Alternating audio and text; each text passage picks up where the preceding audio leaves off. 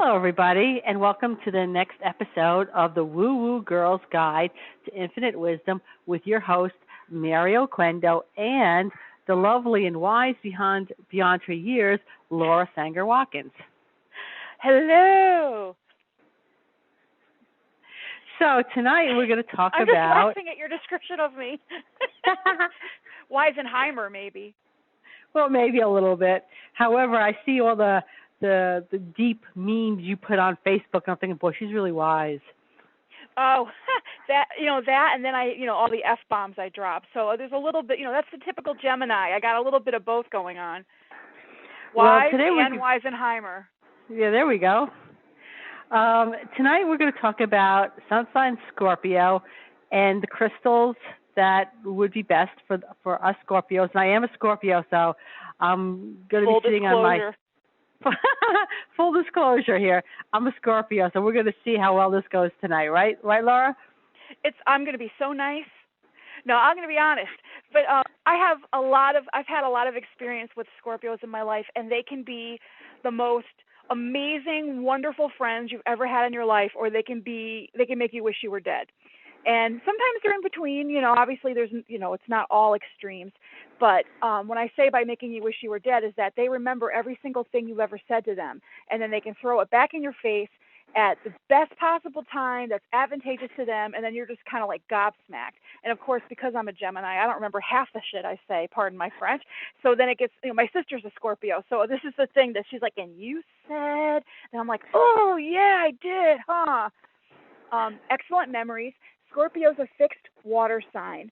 The fixed being the stable, the positive qualities of fixed signs. They're stable. They're persevering. They finish what they start. They have a very strong urge towards accomplishing their tasks and feeling a sense of accomplishment when they're completed. And then there's the water.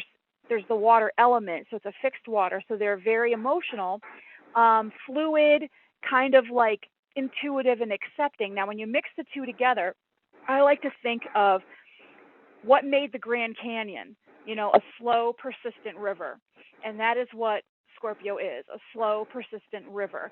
They are, I jokingly nicknamed, my sister's name is Amy, and I jokingly nicknamed her Tsunami, like instead of Tsunami, because once my sister's involved, it's going to get done. And you get caught up in it, and you get it done whether you want to or not. Scorpios have been accused. We delegate very well. Excellent delegators, yes. Scorpios they have been accused of being control freaks, but it's not that. There's certain signs, like Taurus is kind of controlling, and Capricorn, most of the earth signs are a little on the controlling side anyway. Like Virgo is always trying to control their circumstances, and Capricorn is always trying to control outcomes, and Taurus is trying to control their environment. And Scorpio's sense of control is more of an emotional thing, and it's not even a conscious thing on their part. It's just that, when they love someone, they love them deeply, and they have a very hard time letting go. And a lot of times when they think they're right, they want this person to not just go yeah, you're right. They want them to be yes, passionately believing you are right.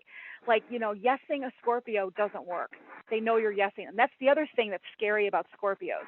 Because of the big, deep water connection and that sort of that earthy energy that comes from being a fixed sign, man, are Scorpios good readers of human nature.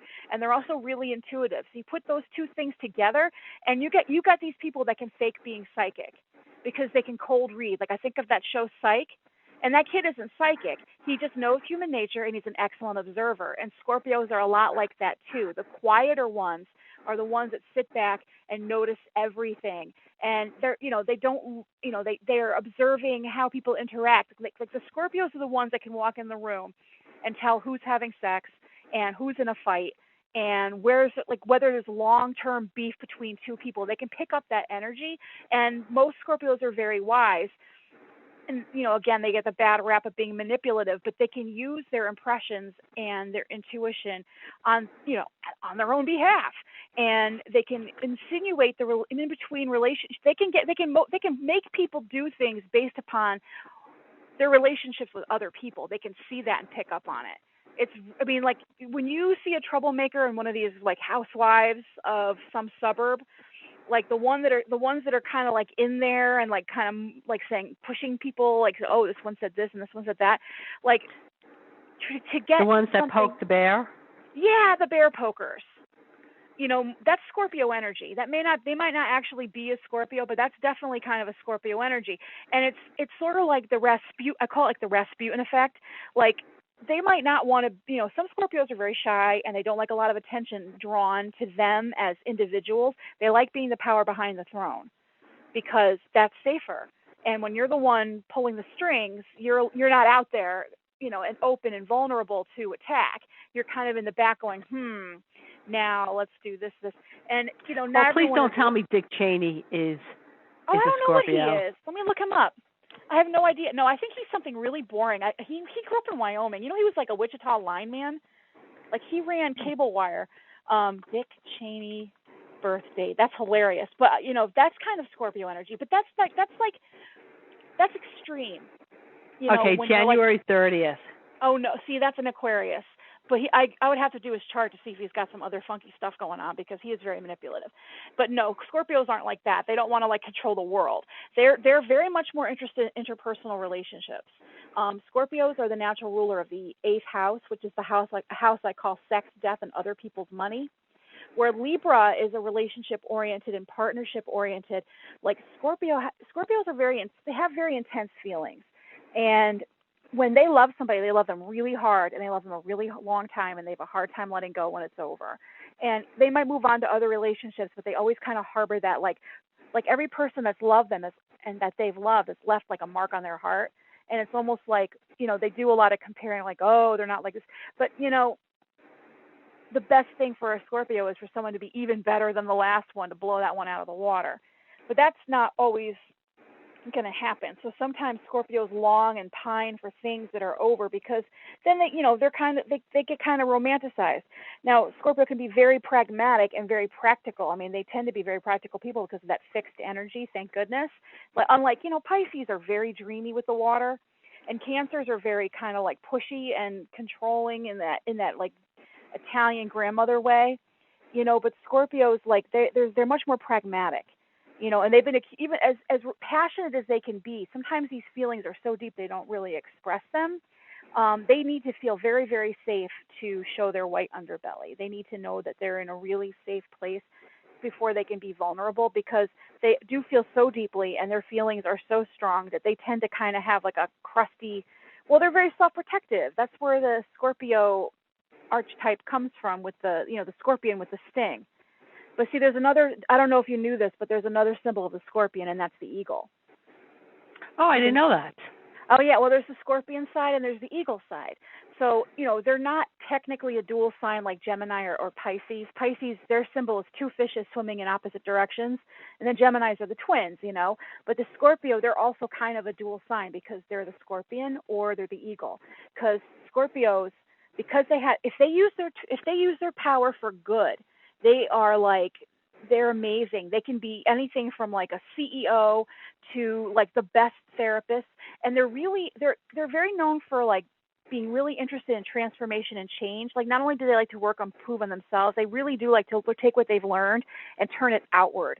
They're not so self-absorbed. Like everything that they go through, they always, even if it's not a conscious thought, their thought is like, here's something I can use in this area of my life, or here's something I can turn around and use to teach others or to help others. They have big hearts. They just hide them because sometimes they get hurt. A lot of times Scorpios are very passionate about the environment too, because they're involved in that sex, death, and other people's money. Like death and rebirth is a big kind of like theme that goes throughout a Scorpio's life. They tend to be around death. It might not be death of humans. It could be death of animals. I think of you with like all the animals that you've had in and out of your life.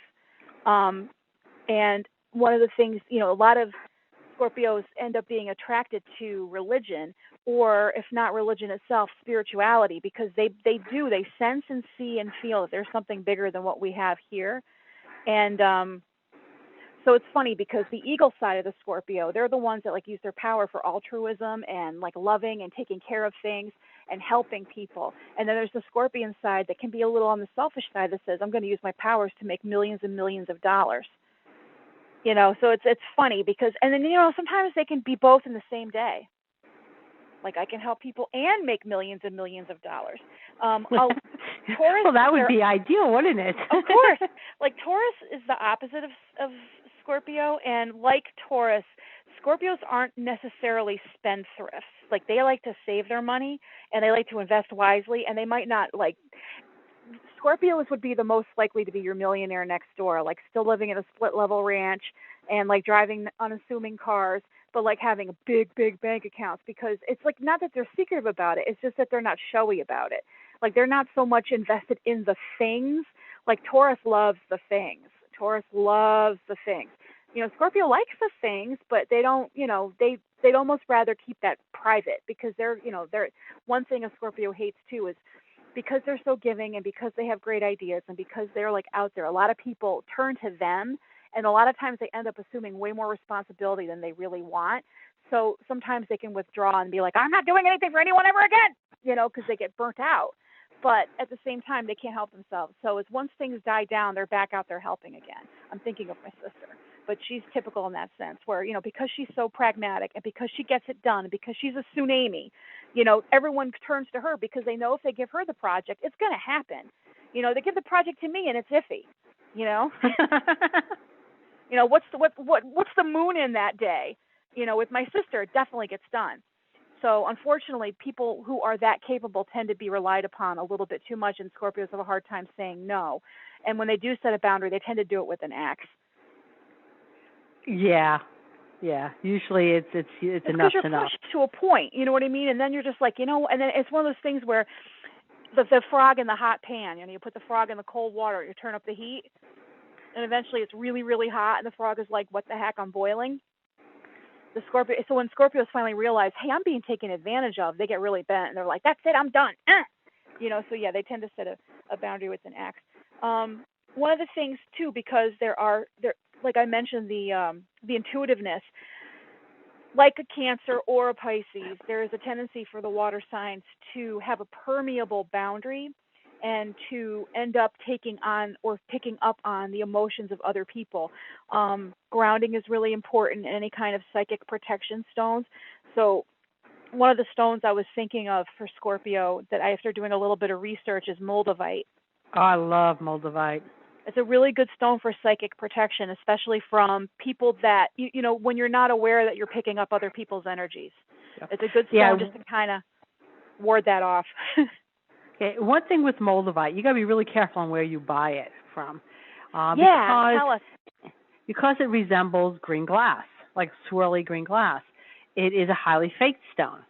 I have a piece of moldavite that's, 2 inches by ½ inch across. It's a nice piece, and it cost me $60. But wow. I did buy it I bought it from a reputable place because I wanted a piece of moldavite. If you see moldavite and for a good chunk it's going for $20, it's not moldavite, that's glass. Right. Well, I read also too, you got to make sure where it comes from, because it can only come from one place. Yeah, Russia. Well, or is it the Czech Republic? I thought it was like the Czech Republic. Or like you know what? I'm over 50 years old. That's all Russia. Yeah, who knows? But all those borders that move around. Eastern Europe. It's like asteroid. Yeah, it is a particular asteroid. Yes. An asteroid hit, and then the combination of the hot sand and the molten rock fused together and formed that deep green, olive green, rock crystal. It's beautiful. I love it. I've gotten very small pieces of moldavite for not that much, and I like it. But yeah. All right, here's the exact thing. Okay, it's found near the Moldau River Valley, north of Prague, Czech Republic, and is believed to have come from a meteorite crater that was actually in Germany. Oh, very cool. Well, that is a great stone for my Scorpio friends for psychic protection. The traditional birthstones for October and November are opal and pink tourmaline for October. And, of course, the old wives' tales, bad luck to wear an opal if it's not your birthstone. I say BS, wear it if you like it. Mm-hmm. That's my feeling on that as well. Yep. And then topaz the golden topaz tends to be the stone for November, although I've seen that a lot of places are trying to say the blue topaz is. Isn't blue topaz just heated yellow topaz? Probably. So anyway, that's I've always had. In fact, I'm sure someplace I've got an old topaz ring, yellow topaz ring that I got as a kid for my birthday, and I do see like the yellow stones definitely are a good choice for Scorpios because that's your sense of power. That's I was going to mention citrine for that very reason: sacral chakra issues and root chakra issues. Yeah. Actually, did you know Scorpio is kind of associated with the root chakra because the Scorpio is the natural ruler of the reproductive organs and the elimination organs, the lower ones. So there's so I always I'm always blown away by how grounded you are, and there's that's a natural thing for you. But that's the thing. It's not. I work at it. Well, it's something that all Scorpios, I like everybody, but water signs in particular. We all need to work on our groundedness. The other stones that are birth like astrological stones for the sign of Scorpio are peridot, Apache tears, caorite, emerald, rhodochrosite, and one of my favorites is Botswana agate. Botswana agate is an excellent stone for healing old emotional wounds. Oh, that would probably be awesome for most Scorpios because we do tend to hang on to a lot of stuff. Well, one of the things I Googled was letting go stones. And a couple of the letting go stones are sort of the natural. Apache's tears is one of them, and then citrine is another one. And aquamarine, one of the places that I Googled for doing research, aquamarine is another Scorpio birth stone because it's a watery stone. So that's also a stone for helping let go. But the stones I thought for balance, and you can let me know what you think on everything I said about this. I was thinking for higher, moving to more like a cool, clear head, iolite, celestite, sugarlite, or sugalite. I never knew how to say that. I want to say sugarlite because it looks like sugar.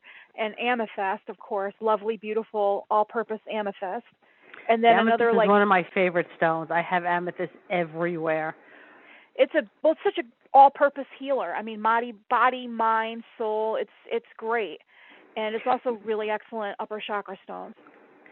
I always find that if I'm not sure, if I'm having trouble picking a stone, usually that tells me A, I need a grounding stone, and B, I should also go with an amethyst. Definitely. Well, amethyst is just my favorite go-to. Look, you're the one that taught me that. It's like the go-to all-purpose healing stone. It's good for if you don't know what you want, grab an amethyst. Because it can't hurt. All it can do is help. Exactly. And then the stones that I think to balance the Scorpio energies, I chose citrine because of not only the solar plexus chakra, which is, again, willpower, letting go, controlling that whole area. So citrine's good for balancing that, and sunstone. I threw in a little fire agate. And I was thinking red jasper is like the 1-2 punch because not only is it an earthy grounding stone, but that red energy is with the root chakra energy. And, of course, carnelian, which is my favorite go-to sacral chakra fiery stone. Yeah, and I've lately been very drawn to the fire agate. I love fire agate. Love fire agate. I was in Sedona, and I had lucked out, and there was a gem show there. And I picked up a bunch of fire agates. I paid like $1 for each. I mean, holy cow, how could you have beat that? I think I bought about 10 pieces of fire agate. Wow. Yeah, I have a couple fire agate beads I really like, and I use them sparingly because I can always buy more, but they're so pretty. I'm like, oh, I don't want to let them go. Maybe I need citrine to help me let go. But so those are the stones that I chose for my friends, the Scorpio, because, I think every person sometimes has a problem with letting go. I mean, one of the biggest, philosophically, everyone has an idea of how they want things to turn out or how they think things should be. And there's this thing they do in AA about acceptance being the answer to all our problems today. If there's like a person, place, or thing we find unacceptable, we have to really look and see, we can't change other people, places, and things, really. I mean, we can do what we can, and we have to let go of the result, because a lot of times we have no control over the end result, no matter what kind of action or effort we put forth. And a way to find real peace is to realize deep down that, hey, all I can control are my actions and my reactions. And the outcomes are up in the air, and I can, use the power of attraction, or I can try to like visualize and stuff, but ultimately it's up to the universe. And I just have to accept that whatever is happening in the present situation is sort of what's supposed to be happening here and now, the way it is. And it's a tough thing to come to mentally, because, people are like, wait, what? Huh? And it took me a long time to kind of come around to that way of thinking.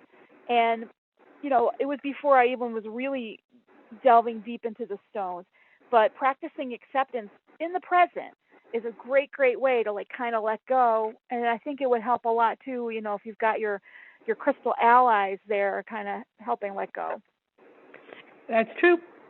I mean, now, one thing I'll also say with Scorpios is that when we get burnt, and I think a lot of times when we get burned, we feel, and this is, and I'm just going to try to phrase this right, we feel it's our fault because we didn't listen to ourselves. All right? And as an example, there was, and I'm not going to name names or anything like this, but there was somebody in my professional, and she hoodwinked me. I thought she was the greatest person in the world. Found out she was not, and suffered a little abuse because of that, professionally. And I blamed myself. Not that she was a psychopath, by the way, but because I know I'm really good at judging people, she slipped through my filters. And, and I felt that was like, not like so much a defect. It's like, how did she slip through my filters? And then I think a lot of that I had blamed, that I had been personally responsible. And it took me a while to realize, no. I am not responsible for somebody else's actions. And then, so there was this anger at first, and then there was, I don't really care anymore. But I would never give her another chance. She could apologize and truly change. I don't think I would ever give her another chance again. Yeah, that's very, very usual in the world of Scorpio, where, I've seen it in friends where you might accept someone's apology and you could even be civil, but you're never going to extend your trust again. Exactly. Yeah, Scorpio. Some people bounce up like those old-fashioned inflatable clowns with the roly-poly bottoms, where they're like, okay, I'll trust you again. Scorpios will never do that. They learn from their mistakes. It will not ever happen again. That can sometimes be to their detriment, only in the sense that if they see somebody that reminds them of a person that burnt them before, they might not give that person a chance, just because, in a way it's good, because you might notice a red flag and be like, I know exactly what I'm dealing with, and I'm going to stay far away. So your early warning systems are very highly tuned. Yeah, you know what, and I think what I will say, what I had learned from that was I think my filters maybe my filters were a little dusty, and I needed to take them out and clean them. It's possible. Or some people and put them back. People are really good at, some people are very good at wearing a false face. It's happened to the best of us. But yeah, I guess that is an excellent example of, when you lose a Scorpio's trust, it's almost impossible to get it back. It's almost impossible. Now, I would like to make mention of, not only am I a Scorpio, but the one and only Spirit is a Scorpio as well. He's very charming. He is very charming. Spirit is my blind husky. We had adopted him when he was about 4 months of age. He was born with glaucoma, so he never had sight. Or if he had sight, it was squiggles or shadows at best. And he's my companion, and he comes with me while I teach classes. Sometimes it's the Reiki classes that we teach, or other local classes, a lot of pet first aid classes. He travels with me to a lot of trade shows, a lot of professional pet shows. He's very popular. He is very popular. He's greeted way before I am greeted. It's like, Spirit! Oh, hi, Mary. Yeah. You know, so he's very charming. He is also a Scorpio. He was born on October 27th. Oh, wow. That's kind of neat. Well, that's one thing. Some signs, if you put too many of the same sign in the same room, you might get a clash just because of but Scorpios understand each other better than other signs understand each other. And I have a lot of Scorpio friends. Yeah, you do. The only Yeah. problem that might come up is there might be it probably takes a very long time for people to decide where to go to a restaurant, just because everyone kind of wants their way. Yeah, I know. You couldn't put like 7 Scorpios on a project and actually get anything done, only because we have no one to delegate to. Right. Yeah, you need to get a bunch of worker bees. You know what you need to do? Get a bunch of Virgos and maybe one Sagittarius. They'll be fun and they're really good idea people, but we'll talk about them later. But you're going to need the other Virgos to help keep them in line. Virgos are real good getting it done people too. Okay. Because when I work with people, if I'm doing I'm putting together a fundraiser, by the time this airs, the fundraiser will have been over. And I was put in charge along with another girl. And I don't know what sign she is, but I told her right off the bat, just to let her know, I will assume control. I will bark orders. Let me know if you have a problem with that. And if you feel like I'm being a bitch, just say so. I'm not going to be offended. You can tell me to back off, and I'm fine with that. But if you don't tell me to back off, I'm just going to continue. Yeah, you won't know. How will you know? How will I know? That's hilarious and awesome. But you know what? It's shaping up really well. We're getting things done, and you know what? Everyone, I think a lot of times people really do want someone else to be in charge. Well, I know I do. I mean, it's not very attractive to admit this out loud, but I'm not much of a leader, and I'm sure I have leadership capabilities. I think most people really do if they buckle down. But I would rather, I'd rather just get my marching orders and just do what I'm told rather than try to think of what to do. I'm more comfortable in that position, mostly because, I hate the responsibility of, I don't want the buck to stop with me. I would like to turn to somebody else and be like, hello, there's a problem. Can you help me? And I'm not even embarrassed about it. That's how I roll. I mean, that's why a long time ago, my boss said something about grooming me for a management position. I just kind of put my hands up. I'm like, no, please, no, no. I'm really great at doing, what I need to do to help and be part of a team. I love being part of a team, but I don't want to be in charge of the team. I think Scorpios are really, nice, really thrilled to be part of a team as long as they're leading the team. Yeah, definitely. And, Capricorns feel the same way, by the way. That would be an interesting combo. That's why, Capricorns like to delegate also. They don't always like to be delegated to unless they're, working their way up somewhere and they have their eye on a bigger position later on.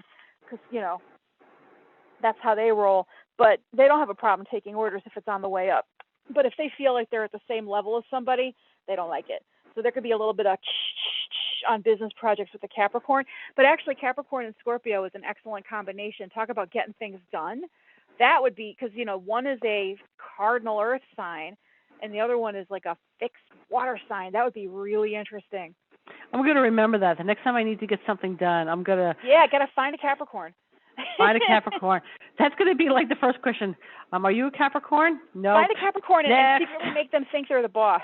That's how you would do it. You actually call the shots and make them think they're the boss, and boom, it'll be amazing. I'll have to keep that in mind. Well, actually, I probably would not be good at that. I think I'm really clear I'm in charge. It's pretty funny. But yeah, it's and in family situations too, you know what I mean? A lot of times, there's someone whose house, they're the ones you end up going to, their house, you know what I mean? Scorpios have no problem going to other people's houses, but then they kind of end up in the kitchen, doing stuff.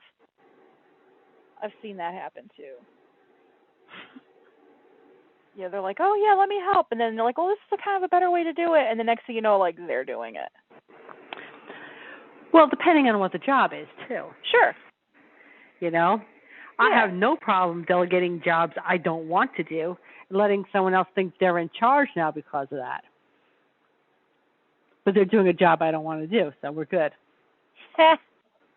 Well, I love Scorpios. I'm trying to think of, like, yeah, loyalty is a big deal both ways. I mean, Scorpios really like, and if they feel like a person is not on their side, then they definitely kind of back off. And let me think what else.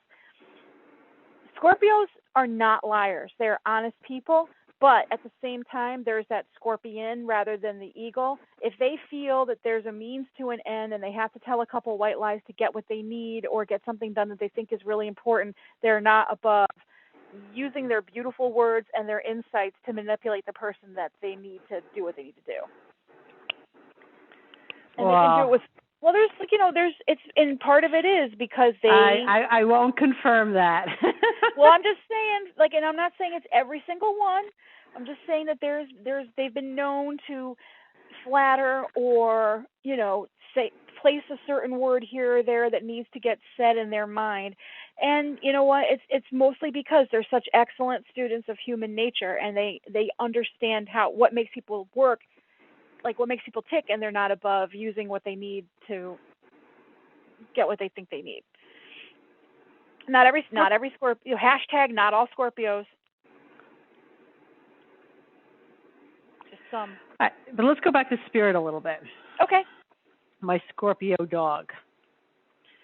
So anyway, he's very charming, and he makes his presence known, and he loves to be the center of attention. He's got to have a little bit of a funky rising sign too, because normally, well, Scorpios do like to have they like to have intense one-on-one attention rather than have like a lot of attention. But I can see where, if you get some of that Scorpio magnetism with one of the more outgoing rising signs, you can definitely have a showboat. Yo, he's definitely a showboat. He's also a clown. You've seen him.